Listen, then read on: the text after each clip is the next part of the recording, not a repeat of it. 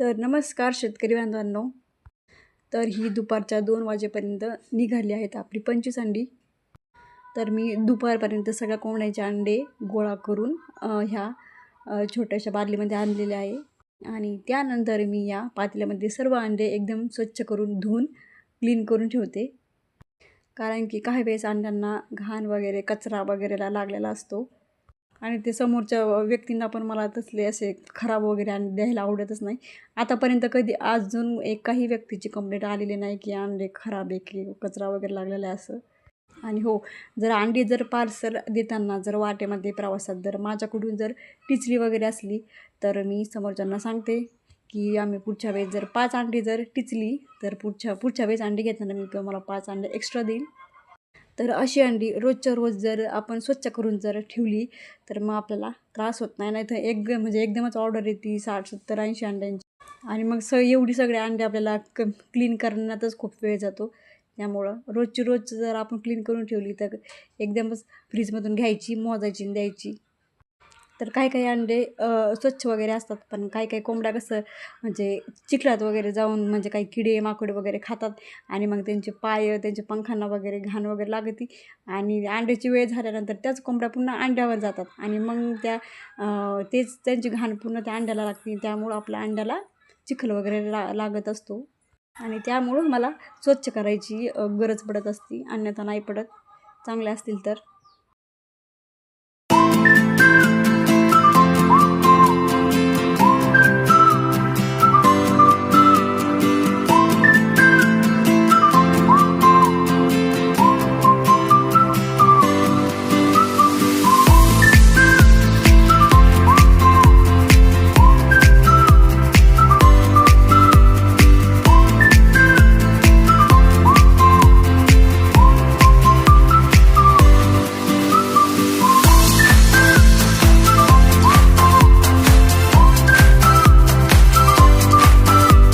तरी इथे माझं मिस्टरांना ऊस घेताना सापडले कोंबडीची खोप.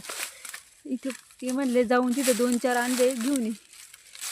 बघा तुम्हाला दाखवते कशा कोंबड्या असतात गावरान. हे बघा, तिने असं गोल गोल केलं नाही. हे बघा ना, नसतं आपण बघितलं तर कुत्रे येऊन खाऊन गेले असते.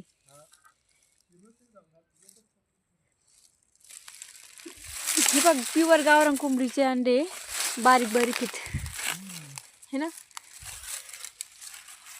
ती परत येईन उद्या अंडे घालायला आणि म्हणणार अरे माझे अंडे कुठे गेले. बघा इथं आम्ही गुरांना घेतलेला ऊस. तर आमच्याकडे 42 रुपये टन ऊस आहे. तुमच्याकडे किती रुपये टन आहे ते पण नक्की कमेंट्स करून सांगा. म्हणजे कारखान्याला एवढा भाव नाही ऊसाला, एवढा शेतकऱ्यांना भाव आहे. शेतकऱ्यांना ऊस द्यायला भाव आहे एवढा. जर 42 रुपये टन जर शेतकऱ्याकडून जर ऊस घेतला तर शेतकरी त्याचा किती फायदा होईल. चला मी घेतलेले 3 अंडे. नुसतं ऊस घेऊन चालत नाही, तर वाढे पण त्याला सप्लिमेंट. बघा, शेतकऱ्याचं घरचं सरपण असते बांधाला पडलेलं. त्याच्यामुळे कधी आमचे मालक हिटर सुद्धा घेणं मला ते म्हणते तुला काय करायचं हिटरचं, जाय बांधाला सरपण पडलं ये घेऊन. हे बघा, एकदा ना आमची गावरान कोंबडी अशीच अंडे घालायची बाहेर आणि एक दिवस डायरेक्ट पिल्लच घेऊन आली ती घरी. की नाही, 15 पिल्ला डायरेक्ट घरी घेऊन आली. ती अशी अंडे घातले आणि बसली असेल त्याच्यात. चालले मी पोरग उठलं तिकडं. हे बघ अंडा, तू उठला चल. त्याला उठल्यानंतर फक्त मम्मी लागत, बाकी कोणीच नाही. पाणी पिते बाई.